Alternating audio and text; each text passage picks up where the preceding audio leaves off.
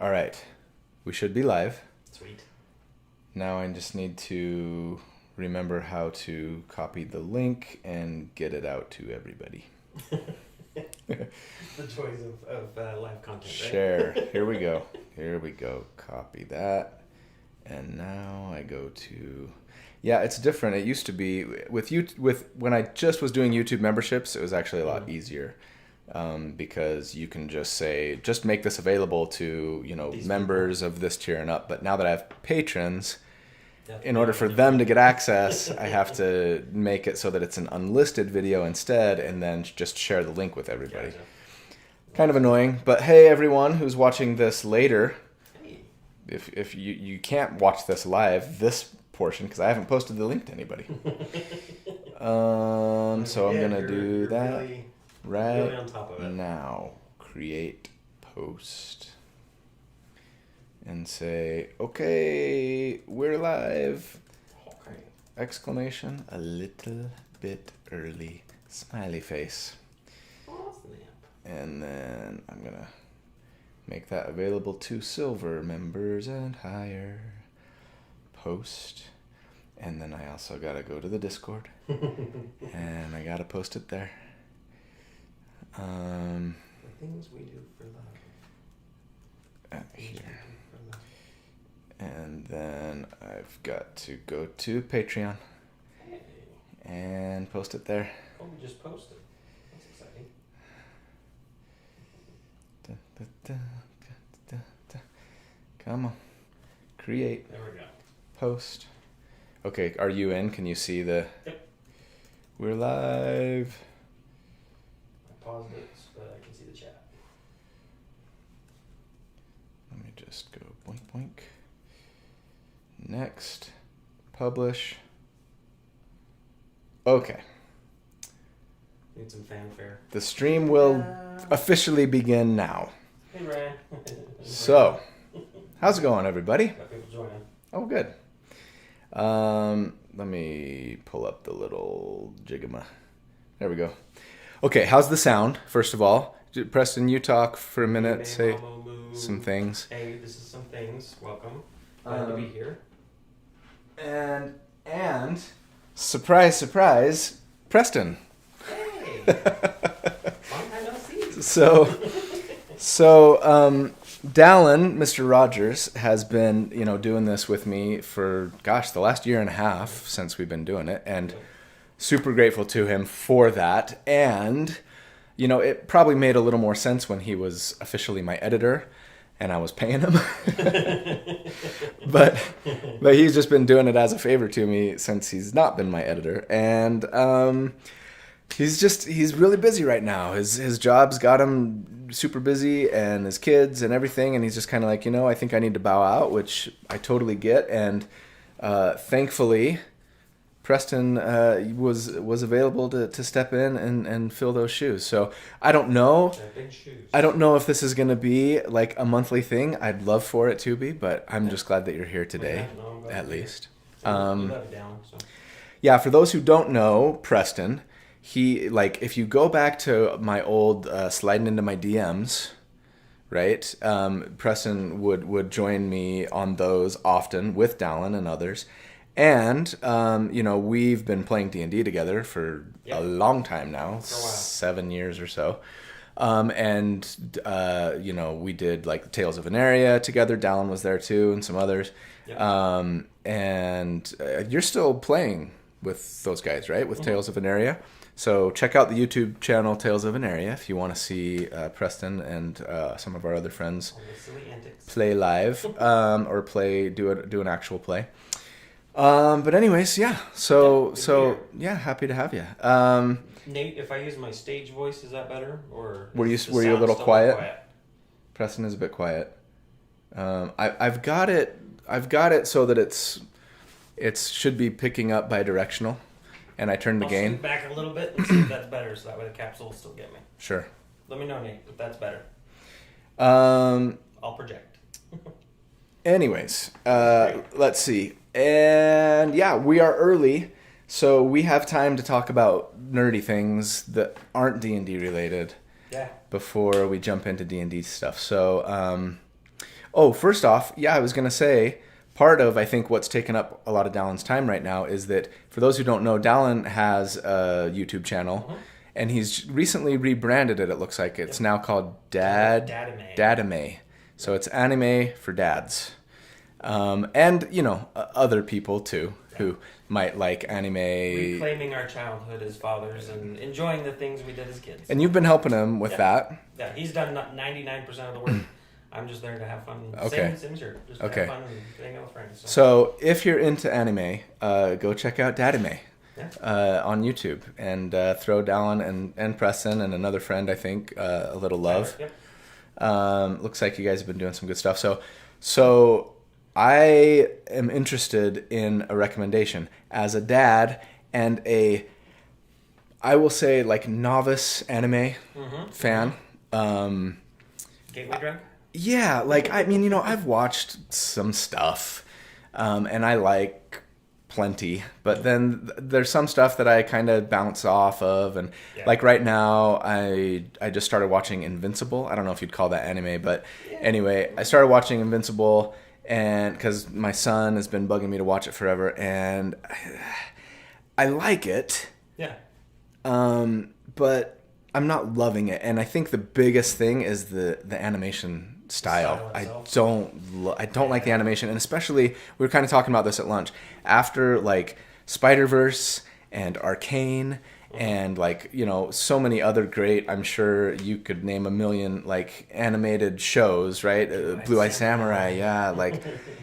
Watching that kind of Saturday morning cartoon style is just like, ugh. And especially with like the adult content, it's like it's jarring. It is jarring. Like I feel like I'm watching Justice League, and then like somebody's head explodes, and it's just like, So I don't know. I don't know if I'm gonna stick with it. What's a good? Me pretty well. Yeah. Give me a recommendation. I think with Arcane, so I know that Arcane's one that's near and dear to your heart. One of my favorite shows of all time, if not my favorite show of all time. And if it's obviously the story is there, and then you have the animation style. I think To Be Hero X is a new one. Okay. That's one that we've actually been going through, and it's been very enjoyable. There's a To Be Hero X. To Be Hero X, and I think it's on Crunchyroll. Might be on. Is that two words? To be. TOBE Hero X, like to become Hero X. Okay. To Be Hero X. Okay. So that one's a fun one that I think you'll enjoy. It's an anthology. It's not like a linear story. But the other one is Delicious in Dungeon. Have you watched any of Delicious in Dungeon? No, and you've recommended that to me before, and I've still not watched it, and I bet I'd like it. This is one for all the D&D dads out there too. Like I would consider it a cozy anime, but it's just one where you can just sit down with your family, and it's wholesome and fun, and it also gets into the more kind of grittiness of like a dungeon crawl, right? Okay. And kind of understanding surviving. Eating monsters. Like what does a right. what does a suit of armor, animated armor, taste like? Right? Like it does some weird things, but it's cool. I think it's fun. I think it's that would be fun process. very crunchy. Yeah. Turns out they're clams. What else we've got? Okay, it's 2:00, but I wanted to ask you. Yeah. I don't think have you been watching The Last of Us? I haven't yet. I haven't yet. But yet being the key word. So, okay. I never played the games. Did you ever play the games? Yes. You did? Yeah. Okay. So you probably have more insight than I do. So I never played the games. I know Dallin was a big fan, too, of the Last of Us games. And I really enjoyed Season 1. And I really enjoyed Season 2. But it's one of those shows where it's like, so my wife doesn't like horror at all. Right. And I am not a big fan either, frankly. But like that show I thought was so well done and the characters were so good that I'm like, you know what, let's watch this. But so we've been watching it like just during the day. She doesn't want to watch it at night. She doesn't want it to be like That's fair. The characters can be kind of creepy. The last thing that we watch before going to bed cannot be a horror show. So like I might take an hour over lunch or something and we'll watch, an episode or part of an episode. Oh, I love that. We just finished season 2 last night and oh my gosh. What do you think? Well, okay, so you've played the games. Yeah. Okay, so this is a spoiler for The Last of Us. If you are going to play the games or watch the show and you don't want it spoiled, mute now, and I'll do this when we're done with spoilers. Okay, so I didn't know that they were only going to do like part of the second game with this season. I thought it was just like season 1 is game 1, season 2 is game 2. And they left you on the biggest cliffhanger. I'm just like, are you freaking kidding me? And they haven't even started filming for season 3 yet. So like we're at least 2 years out from the next season and finding out what happened. And I'm just like, oh my gosh. Like, I mean, I don't like horror games, but I'm thinking about playing the game now just so I can like find out what happened. And I know that like there's differences and that there people are like are review bombing the show like so many of us nerds do, and I hate that about nerd culture, frankly. If you're somebody who does that, sorry, I hope that you will repent. Anyways, that got a little too preachy. I think the show is phenomenal. I agree. Who knows if Very I'd well feel different if I had played the game. Great cast, great A. But like I think it's so good, and the writing has been so good, and the character development and everything, and like the shades of gray and the moral quandaries and it's so good. And it's so hard to watch. Like it's, you know, in the same vein as like a Game of Thrones where it's like, gosh, this is good, but like I hate it at the same time. And now I have to wait 2 years. Totally. Do you know where they end the season? The season, no, I didn't. I don't know where it ended in the game itself. So the moment where Ellie finally meets up with Abby. Okay. And Abby like kills Jesse, and she's got her uncle. Starts with a T. I can't remember his name. Okay. Anyways, she's got him at gunpoint, and her and Ellie and Abby are having this confrontation, and Abby like pulls the gun on her, and then the screen goes black as you hear a gunshot. And then it just cuts to Abby's perspective. And it's like Seattle day one from Abby's perspective, and then it's over. And I'm just like, okay, like when does episode 8 come out? Like, is it this Sunday? And it's like, nope, that's the end of the season. And I'm just like, oh my gosh. So anyways, that really pissed me off.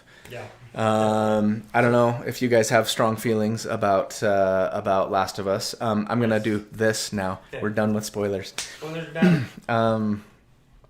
Anyways, are we getting any Last of Us? In there. Space Gardener was mentioning that there is a lot of murder in Delicious. So specifically, it's the idea of like somebody dies and is brought back to life. Okay. A little later, there's a little blood magic and stuff. So that is something to note if you do have children. Right. Younger children, maybe especially. Desensitized to some of this, so that's a good call out. So thank you. Yeah. And then James Thies says he got to play the Cool Whip in a one-shot last night. It was a lot of fun. Oh, nice. That build, I think, would be a lot of fun. Yeah. Just Control is generally just fun to pull off. I think if you can do it with other things, too, and you're not just like, I'm concentrating on this powerful Control spell. No, I agree. Now it's your turn. Anyways, cool. Yeah. Well, why don't we start in with some questions? Just so you guys know, I don't say this a lot, but we're always going to try and prioritize the Discord server questions, of course. But yes, being YouTube and the nature of YouTube, like we'll answer any super chat questions too if you really want to. If you just have a burning desire to know something and you want to throw a super chat out, thank you. And yeah, we'll try and prioritize that. And to make sure we pull them up as quick as possible so it's within context. Sure. So forgive me if I'm. But if you don't want to do that, that's okay. And we'll just hang out and have a conversation. So yeah, hit me. What do we got? Okay, so the first one we got here. Last time we finished with Razor's Edge question. So this first one here is Leo Koten. On your Baldur's Gate 3 playthroughs, do you prefer to play with Karmic Dice on or off? Off. What do you prefer? Yeah, off. I like the rolls to just be what they are, and I don't want anything in the background trying to either handicap me if I'm on a lucky streak, or give me a pat on the head and a little boost if I'm not rolling well. So yeah. It's those highs and lows. It's just like in D&D, right? Yeah. Where you get those highs and lows, it feels so much better Yeah. when you have both. All right, so new Sage Advice column just dropped. Is it worth reading through that? This is from Mr. Echo. The Sage Advice. Yeah, we went over. So if you missed it, Kelly from the Dungeon Dudes, and I recorded a video a week or two ago, right when it dropped, and kind of had a reaction to it. We hadn't spent a lot of time, really diving into it, but we had some, I think, good points to make while we were kind of going through it and chatting. So check that out if you haven't seen it. But yeah, I think there's some good stuff in there, and I'm happy to see that. The biggest one for me actually was probably kind of finally admitting to the fact that Armor of Agathis probably works like I didn't think it would, which is that, like any temporary hit points are gonna keep the spell going essentially if you find another way to get temporary hit points. And so now I've got a build on my to-do list to try and take advantage of that. But there was a lot of good stuff in there for sure. Okay. Let me plug in my laptop. Hold on. Stand by. Okay. All right. So let's see. Next here we've got Shadar Bai. I didn't know you could take an opportunity attack if you couldn't see a creature. I thought it would be just a disadvantage because you're blindly swinging. Going through the Sage Advice column seems worth it. Is that something that... Yeah. I think I kind of always knew that. I mean, that was one reason why. That's one reason why, for example, having a familiar from the Pact of the Chain Warlock invocation, right, where you get a familiar that can go invisible, is really nice because taking the help action does not break invisibility, and therefore, you could run in, take the help action, and have them run away, and they're not going to take an opportunity attack, let alone, get attacked otherwise most of the time. So yeah, that's have shovel with you. that's important to know. And or, if you're in darkness or a fog cloud or something like that, and you can't be seen or you can't see your enemy, yeah, sight is important, as I have learned the hard way in, some recent combat encounters. And I apologize if I say this name wrong. Drogo. Got it. Drogo. So there was a little bit of conversation back and forth on that same thing, talking about how in the 2024 or the 2014 it was the case, but you had to be able to see them. And then there was a question from Shadar Bai. Kind of went back and forth. They were talking about how in the player's handbook, 198 specifically, talking about that, where a melee attack could... it was raw, that any melee attack could, including melee spells. So trying to get past those. So if there's any conversations or if there's any burning comments or questions that you guys have that we want to answer, I think there's a healthy debate there. Well, Black Belt Blacksmith, I hope you found the link because we are now on the live stream. Because I know that was another question that came up. Oh, okay. And then so we correct me if I'm wrong. Just from a cadence for anybody who might be new to this, what's your typical cadence for the live streams and distributing those links? As soon as we're done, I'll just post it. I'll post the link. As soon as we go live, I post it. But then once it's been uploaded, I'll kind of redo, at least in Discord, and let people know, hey, here it is. Cool. Yeah. So jump in Discord, jump in all those places. So last question. So this one is from Thundercat. You guys have some names that are hard for my brain to wrap around. My question from last month didn't get answered. Have you thought of doing a book bundle of your builds on Kickstarter? I thought it would be cool. Yeah, we've actually talked about this. Maybe it wasn't last time. Maybe it was the time before. Mm-hmm. I've thought about that a lot actually, and probably calling it like a BBEG or something like that, because I think a lot of people use the builds to play, to create NPCs, right, and bosses and things like that for their players to fight if they're not using it as a player themselves. Yeah, and that's fun, right? And so I have been in talks actually with some people about. I mean, we're still very early in the "Hey, should we do this?" phase. That'd be cool. Probably would try and get Randall involved, Randall Hampton, like for the artwork. I think that would be my initial go-to, anyways, for sure. And we've talked about the idea in the past, even too. The question is just a matter of time, like finding the time to do it, and like Publishing is a lot. how many of these things would we actually sell, but it would be fun to like do, I don't know, like maybe my 50 favorite builds and put them together with some art, and maybe like a little bit of a kind of a here's what this character is all about, and and then Awesome. lay out the build and even talk about numbers and maybe potential weaknesses that they might have. Almost do like a condensed version of like what I go over in the video, right? Maybe put a video link in there too if people wanted to watch the video for that specific one, something like that. It'd be cool. It's just a matter of taking the time to do it, and it probably wouldn't be. Doing it well, right? Yeah, Making yeah. sure It probably wouldn't be.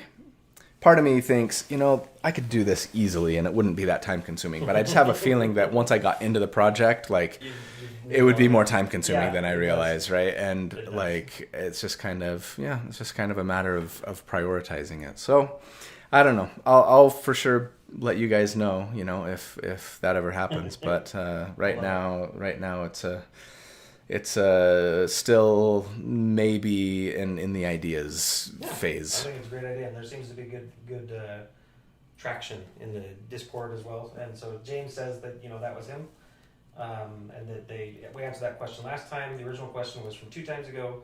So sorry, but you buy it at the highest tier. So, yeah, it's a great plug. So appreciate the suggestions. Let's see. So Tony, let's see in silver in here we have. Will we see a long death monk? A long death monk build at some point. Long Death Monk. I used them once. If you look in the video description, a lot of people I think don't know this. In every video description, I put a table of contents, a link to table of contents that has all of my builds to date, including a link to the video for them, and then like a kind of basic synopsis, a breakdown by class and subclass, so you could search for Long Death and find something. I think I've only used them once, I think. And frankly, it wasn't like, let's build a Long Death Monk. It was like, I guess Long Death works fine for this, Yeah. The problem with them is they're just not very good. I mean, they're not. They've got a couple of things that are potentially interesting. And if I were to do a Long Death build, it would probably try to be a tank, I think. And there's some stuff there that you could do. And maybe it would be that oft requested dwarf with the Dwarven Resilience feat where you can dodge and heal if you want to use your hit dice for it. Like, it's kind of cool and fun. I don't love the mechanic, frankly, which is why I've never done that, but I do get a lot of requests to do something like that. So yeah, it's still on my to-do list. I just It's like a Dark Souls build. don't know if I The tuck and roll. I don't know if or when I'll get to it, but yeah.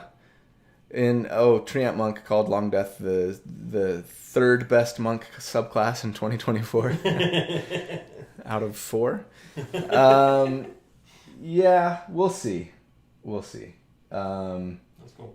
I'm sure. I guess I should probably say that I'm sure it's a matter of when, not if. But it's not my favorite, I guess I would say. And I think that they, I don't know. I just think that they need some love before I'm ready to commit. But maybe I'll commit anyways. I don't know. I've done Sun Soul, right? I should do Long Death. But anyways. Gotta give the monks as much love as they can, because underserviced. So in here we've got one question. This is more administrative, but Nayland asks, is there any way that we can pin, or if you're already pinning, the links in the channel for the live stream? So by pin, do you mean like in like Discord? Right here for Discord. We might need to get clarification on that, but that would be relatively easy. Yeah. Yeah, I don't know if I've ever pinned something before in Discord. Maybe you could show me how. There you go. You just hold it. Done. Okay. Yeah, we could do that. And another thing that I probably need to do now that I've changed the way that we're doing the live Q&As, instead of making them just like members only, but I've got patrons, so I'm just like leaving them unlisted and then sending everybody the link. I probably need to like compile the URLs for all of the old ones in case people want to go back and watch existing stuff. And I don't think I would make it a playlist because I don't want it to be publicly available. Or maybe I make them publicly available like after a month. Actually, you know what? You guys tell me. All 26 of you that are currently viewing right now, not a ton, and if you're watching this later, right? Have the power. How would you guys feel about me making these publicly available, like after, I don't know, a set amount of time, whether that's a week or a month? Would that make you feel like, hey, I'm a paying member and like I like the exclusivity? Or would you be like, yeah, make them, let everybody else watch them if you want to? That might be kind of cool. And I can't help but wonder if it might not lead to a few more people joining up as patrons or members if they kind of watch and go, oh, you know what, this would be fun to be able to be live and ask questions and get my questions answered, stuff like that. But so far we have one no skin off my nose. Okay. Yeah, so let Colby know in your comments at Discord. I'm sure you could, if you want, we can do a poll. It would be relatively easy in there. Yeah. Cool. Okay. Can make private playlists, but perfectly okay with them being publicly available. No issue with giving them out. Yeah. After a month, it would be great. So it sounds like there's so far pretty good reception to that. Cool. Awesome. No, great recommendation. Oh no, give me a second. All right, there we go. So one of the next questions here is Pearly Gatekeeper. Did we name the next build? What's the next build coming up? Well, the next one that I have, I don't know when this question was asked. The next one that I've got coming out Tuesday actually is another Baldur's Gate 3 video. Because the first one is ranked number 1 out of the last 10, and the second one was ranked number 2 out of the last 10. So, I feel like, okay, people are enjoying these and they want to see more. So I've done a third, and it comes out Tuesday. That is, let's see. I can't think past a week ago. When did I record this? I recorded this 2 weeks ago. It was on the Arcane Archer and the Pally, the Oath of the Crown Paladin tank. And I've got a little gameplay for each of them. So you'll be able to kind of see them both in action, which people were kind of requesting. So the one after that I recorded this week, what did I record yesterday? You guys did help me name, and it was something. Let's see if if you look in the help me name my builds, you'll find it. No, the Arcane Archer. Yes, thank you. Sea Druid. Sea Druid, Tempest Cleric. So yeah, that actually turned out really good, and it's fun. Although I think some people are going to take umbrage with the way that I'm crunching numbers and the way that I'm sort of just blowing all my spell slots to get sustained damage that's really only sustained if you have one combat encounter per day. But anyways, I get into it in the video. But yeah, that was fun and really hard hitting too. Harder hitting than I anticipated going into it. But yeah, the name is the Maelstromancer. And who was that recommended by? Starts with an N. Was it Nancy? I can't remember. Anyways, you'll see. No. Anyways, if you look in that Discord server or in that channel, you'll see. Perfect. Yeah. Yeah, so one of the other questions came up. It was a question that they quickly answered themselves. Okay. But just as a reminder, if anyone's interested, they were asking if we have any, or if Colby has any merch. He does have a merch store. Yeah, I do. That you helped me set up. And it's very, there's not a lot in there. There's just like, basically like D4 logo Hoodies, on tees, hoodies and stickers. t-shirts and stuff like that. Yeah. One t-shirt does say welcome home on the back, but here's is this a first reveal exclusive for you guys? I have been in talks with the same people that I've been talking with about the book idea. They also do merch, and they're like dedicated to doing it. That's so cool. And so we're talking about, putting out a line of stuff that will be a little more, a little more than just like my logo on a t-shirt, right? Yeah. One of them, I think, is going to say, proud member of the Silvery Barbs mob. With like a D4, maybe on the sleeve or something like that. There's going to be one. I might actually do a poll and have you guys like weigh in on what you'd most like to see. Because one of them might say, what was it? There was a quote from one of my videos a while ago, and it was only in that video, or I might have used it one other time, but I got a lot of people like, you should put that on a t-shirt. I think I said something like, I don't make the rules, I just understand them.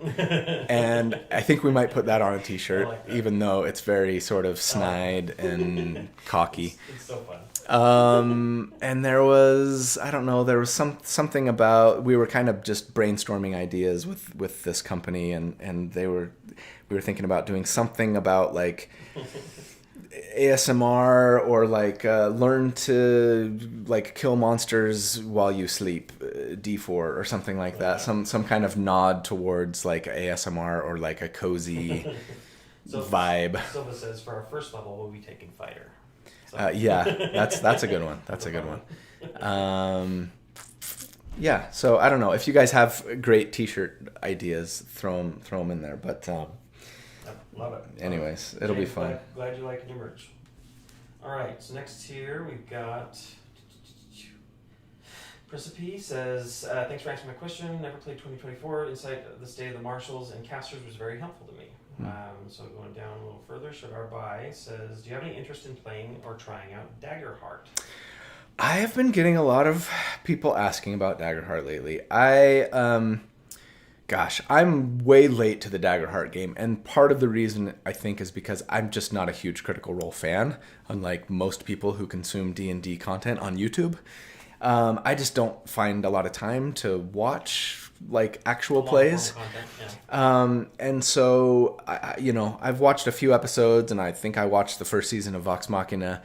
But I just don't keep up. And so like, I've just never been like, ooh, Daggerheart. Like, it's never been something that I've been super excited about personally. Right. That said, this is my job. I should probably, take some interest. And everybody else, like Ginny and Will and, Bob, World Builder, and like, everyone's doing Daggerheart content. I'm still in a like maybe, but demand would have to be really high for me to do it place. Makes sense.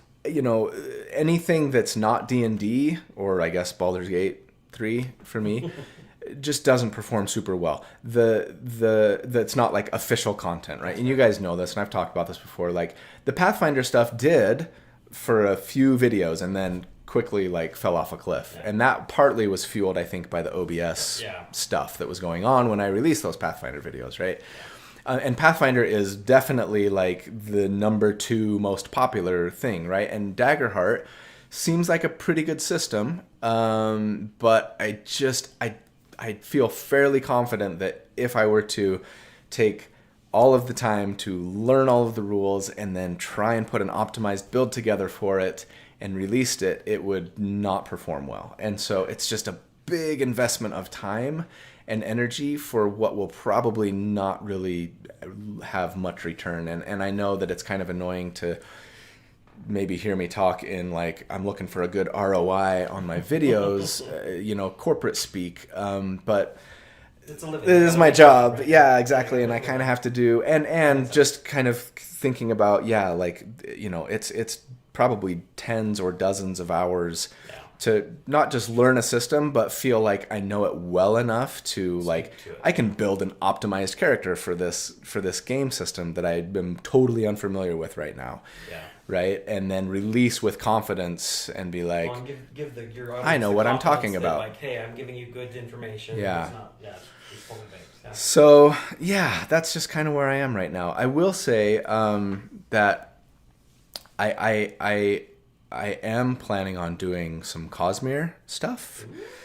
In fact, I've been talking. Here's another exclusive for you guys. Just this week, I've been talking with the people from Brotherwise Games who are making the Cosmere RPG. For those who don't know, that's the Brandon Sanderson, Dalinar, Knights Radiant stuff, among other things, and Mistborn too, right? Are the two things that are going to come out together. Anyways, but even though I have a feeling that those videos might not perform quite as well, I'm really, really interested in it. So that drives, you know what I mean? In that case, it's like, I want to play this game anyways, and I love all things, Stormlight and Cosmere, and so like, I want to do it, because I want to play the game. I'm interested. It looks really cool. Everything that I've read about it, I did the sort of expose video on it a year ago. And so anyway, so they're going to be sending me like electronic copies of the material soon, so I can like really familiarize myself with it, and then I'm probably going to do like a review video for the game once the game, because their plan is to release I think this summer, like just electronic version of the game is going to be available to purchase, like PDFs. This summer, and I'm planning on having a review video available for like when that happens. And then they're doing like the actual hard copy stuff of the game. The books are going to be released in like holiday, like later this year, the end of this year. And I think they're probably going to sponsor a video, just do like a sponsorship for when that happens, so I can say, hey, like the books are out and they're amazing, check them out, gorgeous.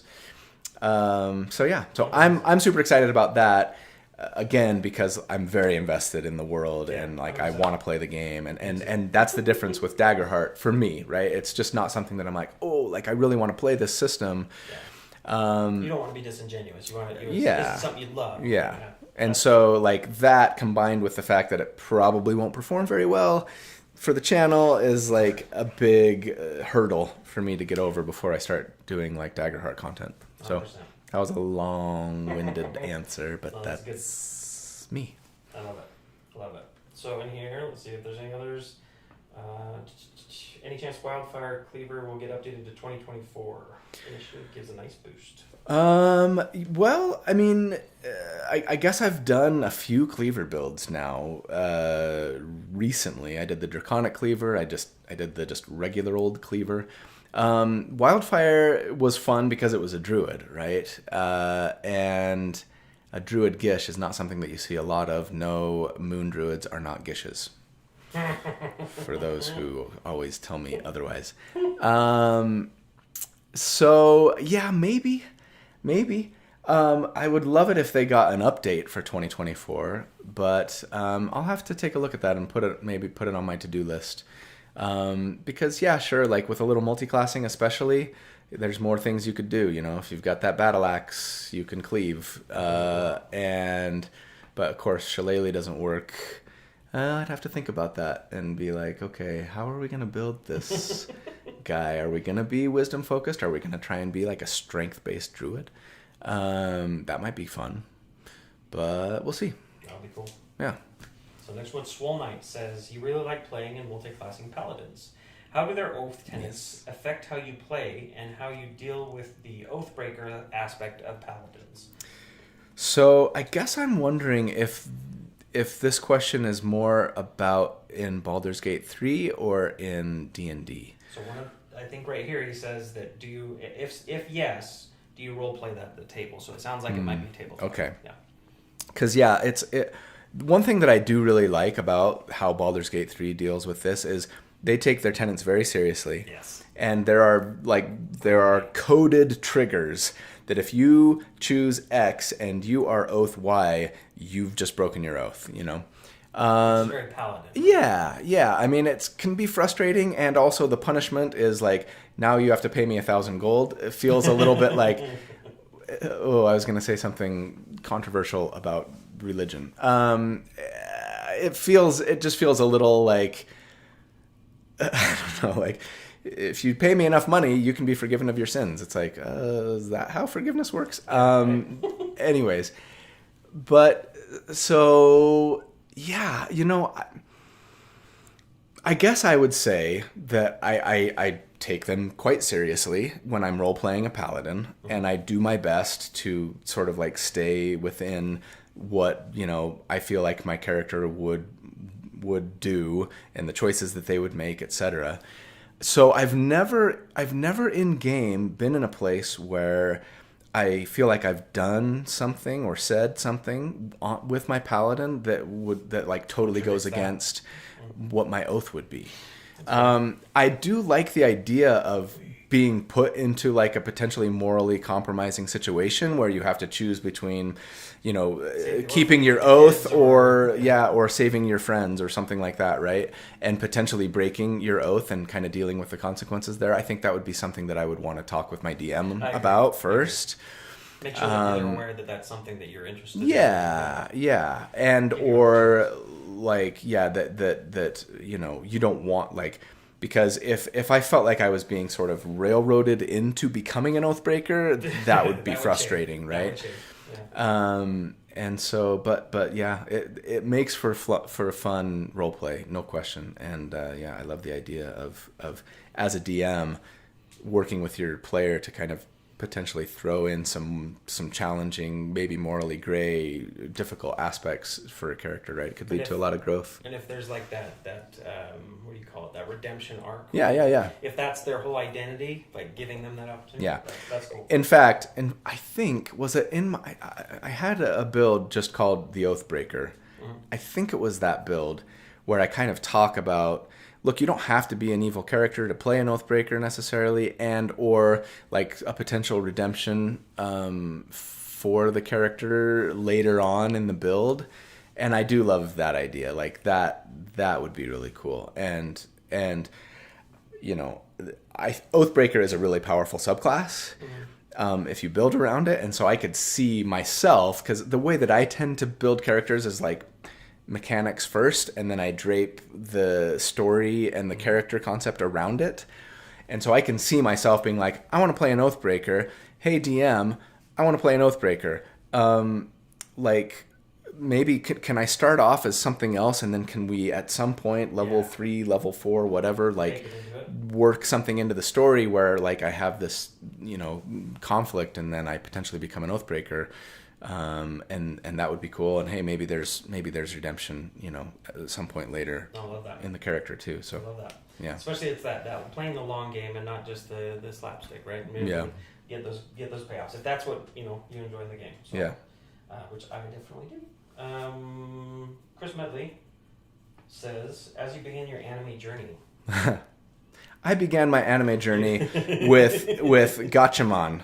And Battle of the Planets when I was 6 years old. Yes. But it's been a very sparse journey, you know, littered with an occasional Cowboy Bebop. Yeah. Or don't worry, we'll get him to become a weeb as soon as possible. Or what was the one? Fate? No. Gate. Heaven? No. Heaven's what was the one with the future? There was the time thing, and like it kept going badly, and he had to. Erased. No. When he goes back in time. No. I feel like it was called Fate something. Did you stay the night? The Infinite Blade Works. I don't know. I don't know. It was years ago. You could totally do some Anyway. like he would totally be a fun archer. Would be a fun one to do a thing. But their suggestion is to do characters, kind of like your Kaladin, right? Oh, okay. Yeah. So it's fun. Yeah, again, I get occasional questions on, hey, like, can you build this third party fiction character in D&D? And usually I'm like, Sometimes it's hard and gets crunchy. I'm just not, that's just not my thing. Like, I've done it once and I didn't love it. It was just like, I would rather play the Cosmere RPG than try to ham fist a Knight Radiant into D&D. It's just like, it kind of works, and maybe with some homebrew, but like, I don't know. It's not my thing. Makes sense. Okay, so next up here we've got Shadowby. Now that the Artificer is coming back out/back along with the Warforged, half elves kinda and shifters are backed. What species would you rather see get a lift or get adapted into 2024 as soon as possible? And that's from Shadowby. You know, I might say the Bugbear. Bugbear? And the reason is because they're too powerful. When's the last time you ever heard me want something to be nerfed? No. I'm having a hard time right now doing burst damage builds, if you can't tell, for a variety of reasons. One, because burst damage I think has been so heavily nerfed, but two, because it's difficult to build a good burst damage dealer that isn't a Bugbear. It's like the one thing, not the one thing, but one of the only like levers I can pull, I feel like, where I can say, get a lot of attacks and be a Bugbear. And like, that's a good way to do burst damage on round one. And I don't think that it's in line with Wizards of the Coast current vision for like how damage, and especially burst damage, works or doesn't work in D&D 5e. And so, same thing with like, so for example, the Grave Cleric, they recently came out with an Unearthed Arcana. Grave Cleric was in there, and it's just kind of continuing the theme of like reducing big Nova, right? Like, Grave Cleric thing used to be, hey, use your Channel Divinity, and now the next attack against this enemy, they are vulnerable to it. In other words, you do double damage on that next attack, right? Well, that got totally changed in the UA, in the Unearthed Arcana. And so you can do it more frequently and you can do it more easily. I think it's a bonus action now, but like, it doesn't do nearly the same amount of damage, especially if you were trying to build for it, right? And so like, I can't help but think that, frankly, I'm doing like the Sea Druid Tempest Cleric. I thought about talking about this in the video. I don't think I did, but it's like, the Tempest Cleric, if the Tempest Cleric gets redone, I bet they're going to take away the, when you do lightning damage, you don't roll, it's just max damage thing for it. Because again, like that's a pretty decent really bursty thing. And like, that's not what they're doing with the 2024 rules. Love it or hate it. I think it's probably good for the game for the most part, though doing burst and Nova is fun, right? And so, yeah, it's like, well, like you better take these levers away from me, or else I'm going to want to pull them all the time, right? And then the builds get almost too easy and redundant, especially if you're trying to do a Nova build. And having the DMs in mind where it's a little more consistent and less likelihood of a complete TPK accidentally. Yeah. So that's kind of the one that first comes to mind for me, I think. Any others? I don't know. Shatter Kai is probably too good. But that doesn't mean I want it to be changed. But yeah. Super cool thematically as well. Yeah. That makes it nice. All right. What else? We got a couple late comers. Welcome. Let's see, Mike Rivers. Do you have any thoughts about the upcoming Eberron book? I mean, yeah. Yeah. Lots. It sounds like there's some contention at the table because of it's charging top dollar, which is kind of an artificial uplift, and is what it's being perceived as. So what are your thoughts on that? I tend to stay far away from like wading into controversies about what Wizards of the Coast is or isn't doing. You may not like that about me or my channel, but that's just kind of not what I'm interested in. Yeah. How do I say that in a way that doesn't feel like I'm shirking my responsibility to the community? I mean, I don't know. A paragon of positivity. Well, yes.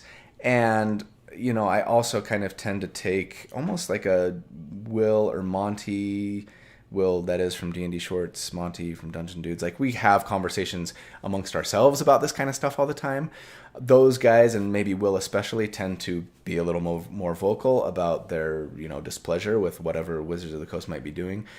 But I guess I'm kind of like more maybe with Monty, where he's like, D&D is not their game, it's ours. Like, Yeah. you know what I mean? Like, and so I don't lose a lot of sleep. Like, I don't love the corporate things that Hasbro especially does.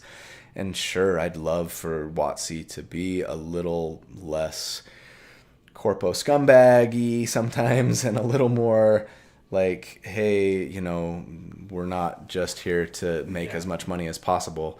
Make you feel better about using the product. Yeah. But other than that, I probably would keep my, well, and frankly, I don't spend a lot of time like Waiting. staying up on the news of like what's happening. I'm excited for Eberron because I like artificers. I know that's shocking to hear for those who have been watching my videos for a long time, but I do. They're fun. And, you know, and the Eberron setting is pretty cool. And I'm interested in seeing, you know, new player options, especially. And so that makes me excited for it. And beyond that, I go, yeah, like, gosh, I wish they'd charge less or maybe give me more for my money there. But I don't know. I just, yeah, I'm not going to ever be the guy that posts a video that says, the D&D scandal just got worse, you know. Just... I like that. I'm going to get a drink. Hold on. Pause. We'll catch up with the chat. It's in there. For your merch store, make all the taxes be called Warcaster. That's good. Yeah, not, well, it would just be Warcaster tax and then calculate depending on what state you live in. So one of the things, Justin Times, one of the questions was saying in here is that we should try and use, or recommendations was using Hammer Time when posting in Discord. Mm-hmm. It's relatively easy or low lift to be able to put it in the local time of whoever's. Yeah. Makes sense. I have seen that a lot, and I go, I should do that, and then I don't. I can help with that. I think there's a plugin or something we can put in. Cool. No problem. Let's see. So, Fleshner, will we see a magic item using or relying on builds anytime soon? Some subclasses, Thief Rogue, are designed around magic item usage, and with crafting implemented, it seems like a relatively reliable. Yes, it would require DM approval, even with being raw, but isn't everything else? Yeah. That's a hard one, and it's something that I've talked about in plenty of videos. Usually when there's an artificer involved in the build, I will get into like, okay, like artificers can guaranteed have magic items, so I'm gonna include them in the build. But the reality is, everybody else can also have magic items at most tables, and the likelihood of you having a +1 weapon if you wanted it. I think check out the conversation that I had around this in my Artificer UA build on the Dreadnought 3 months ago. It's hard, right? Because it's like, yes, and especially now, like crafting is a little more codified in the Dungeon Master's Guide, and it's like easier than ever potentially to like craft your magic items and blah, blah, blah. But again, I know that not all tables, even though it's in the DMG, are going to say, yeah, if you want to make a Flame Tongue longsword and you've got the gold and the time and, you know, the skill, sure, like you can do that. Because sometimes having a Magic's R Us store available in your world, it's fun, but sometimes it reduces the amount of like careful what you ask for. Yeah, it's almost like, oh, well, that feels too easy. And takes a little bit of the wonder out of like, ooh, a magic item. Yeah, exactly. Yeah. So, like all of that said, I don't think that I'm going to, you're probably not going to see from me builds that like rely on a certain magic item anytime soon, with the one exception to that maybe being a thief build.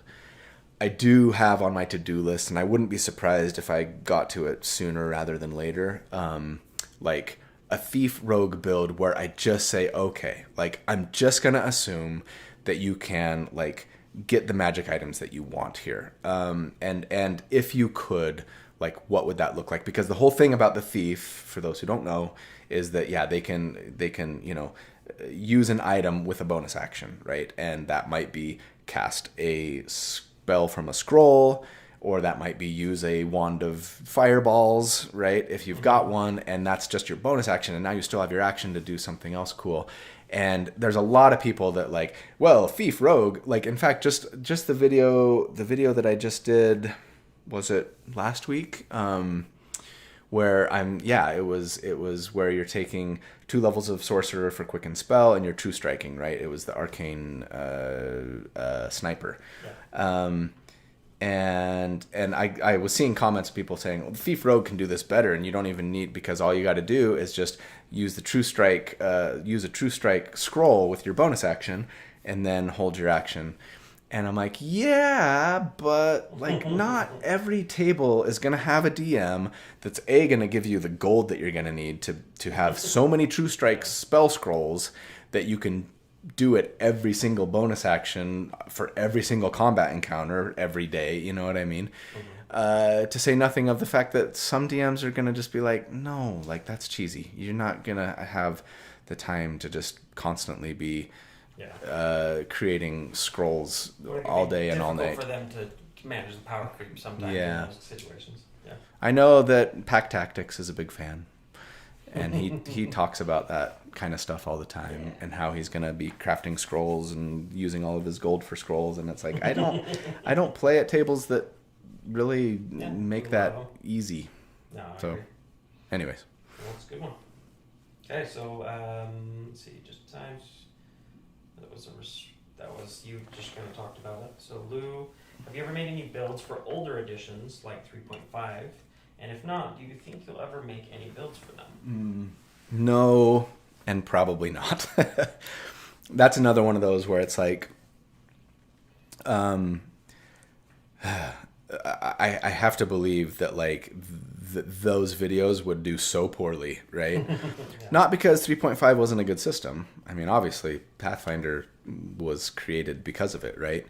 But like the number of people that are playing 3.5 today are so much less than the number of people that are playing 5e. And so, you know, if I spend the same amount of time and put out a video and it gets, you know, 1/10 of the views, it just doesn't make a lot of sense to spend all of that time kind of relearning the system and making sure I'm up to date on everything, and then taking the time to create the video and then releasing it, and it just goes right. That's true.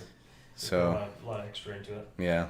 So Leon J had a question. It was similar. So Leon, if you go back in the video a little bit, he does address his questions about Daggerheart. And some of the Daggerheart builds. So Peter is the next one. Colby, have you ever played Pathfinder: Wrath of the Righteous? The game. Was that the first one or the second one? I played the first one. I think that was Wrath of the Righteous. One of them was like King something. If you know in the chat, let me know. I played the first game, but not for very long, and I can't remember why. It was interesting, and I was playing a monk, and I'm like, ooh, monks are better in this game than they are in D&D, and it was fun. It's a Kingmaker. Kingmaker, thank you. And I fell off the game pretty early on, and I feel like it was it maybe because Baldur's Gate 3? But I started playing Baldur's Gate 3 in alpha, right? Yep, you did too, Dallin did too. Back in the Stadia days. And so I think I was like, you know, this is fun, but like, oh, Baldur's Gate 3. And so I started playing that instead. And then I just never went back to the Pathfinder games. And I think I should, because I feel pretty confident that I would enjoy them. You know, I'd have to learn the new system, but obviously in a video game, that tends to be a little bit easier. They can kind of hold your hand a little bit while you're learning the ropes. And so, yeah, like I think I need to do that because things about it. I think I would like them. Yeah. Yeah. Anyways. Cool. So another question that came in. This one's from Cells Forever. If you've already answered this, but what was your first D&D character? Oh, yeah, that's something that we've talked about before. I mean, technically, my first D&D character was a monk, but that was when I was in 4th grade, and my older brother was like, hey, Dungeons and Dragons, I played this with my friend once. And he got out a little grid paper, and he created a little maze, and there was like little monsters in it. And he kind of walked me through it, but it was very it was like a rules light, just me and my imagination, and him being like, "Oh, now you have to fight." What were those things? It starts with a U. Umberhulk, an Umberhulk. Yeah. And I'm like, what? Like my imagination just, and I had nunchucks. I remember. I don't even think we rolled dice though. It was very. So my first actual character that I played in an official D&D campaign with friends that we played for years was a wizard. Well, a magic user. It was D&D. The camera can't see the old red box, the original Dungeons and Dragons. And then, but we kind of melded it with Advanced Dungeons and Dragons, which was different, but we kind of used both. My DM was all over the place, and we just did what he told us. We barely understood the rules, even though I played the game for 4 years. I mean, I guess I understood him well enough, but he homebrewed everything and fudged all of his dice rolls. Yeah. Anyways, it was a wizard. It was a magic user named Magus, after the Dragonlance character from The Legend of Huma. That Magus. And yeah, he was amazing. And I was throwing fireballs and lightning bolts all the time and polymorphing myself into a seven-headed Hydra. That was my go-to move. Is that before or after your friends tried to get you killed? Oh, that happened constantly. The third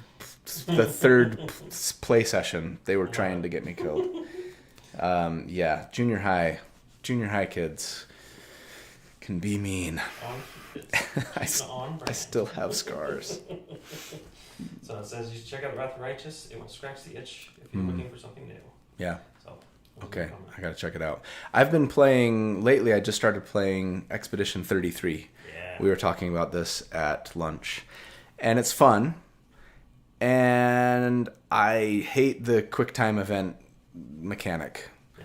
I'm not interested in perfectly dodging and parrying boss attacks when they, especially as they get to the point where they're faking you out with their attacks, and then you dodge too early, and then you come back and you get hit, and then you die, and now you have to restart and go. It's I don't play Dark Souls games. I'm not interested in, you know what I mean? I want my character to be powerful because I've figured out how to build them the right way or in a powerful way, right? And I don't necessarily want my twitchiness or ability to memorize, boss attack patterns to be tested. That's not fun gameplay for me. And it is for a lot of people, and that's fine. Yep. But yeah, I wish there was a way. I don't know. Is anybody else playing Expedition 33? And if so, let me know what you think. I love everything French. I am a Francophile.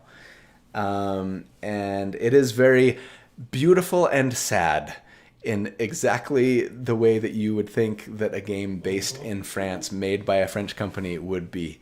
And so I'm sure the story is great. I wish I could turn off that QuickTime stuff.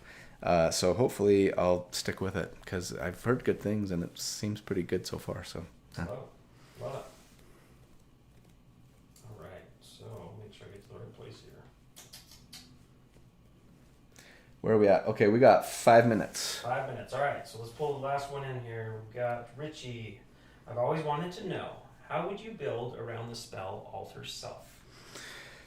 Given the existence of monks and the unarmed fighting style, it seems kind of redundant as a spell, but do you see any real use for it, or is it just for flavor? I don't love the spell. I want to love the spell. Yeah. I've never used it in a build, because every time I look at it, it's ugh.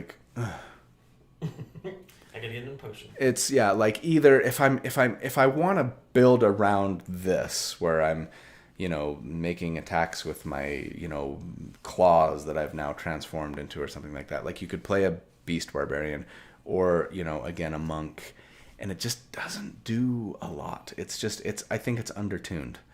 It needs to get buffed before I think it becomes useful. And I hate to say that because, I do get requests from people that are like, hey, build around like the Flame Blade spell. And I'm just like, no, I can't. Like, I mean, not that I haven't, like, let's be fair. There have been plenty of videos, right, where I have said, okay, I'm going to just put this like restriction on myself artificially just to sort of force myself to try and build around this subclass or this spell or this weapon or whatever. And it very often leads to like some fun and interesting and cool stuff. I can only cast spells that have a range of touch. Okay, what could we do? No. I can only do damage to creatures if they hit me, and I'm returning damage to them as a result. Like, that kind of stuff is fun.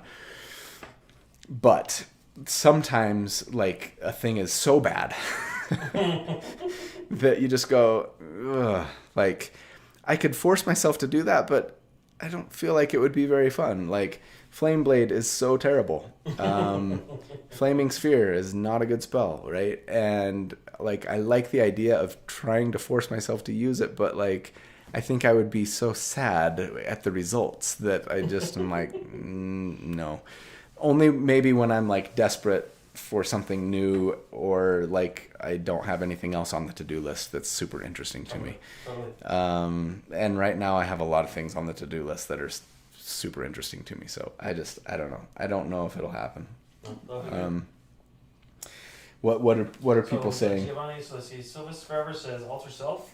If your DM lets you let it not be concentration, probably my favorite spell for Bugs Bunnying. Love to hear like the context around like how that runs around. And then Giovanni, what do you think about Find Familiar Deer for Mobile Druid Gish?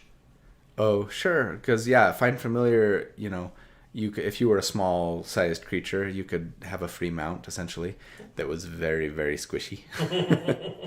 And unfortunately, the Mounted Combatant feat doesn't let you just force an attack made against your mount to be made against you. Right. It just, a hit against your mount can be a hit against you.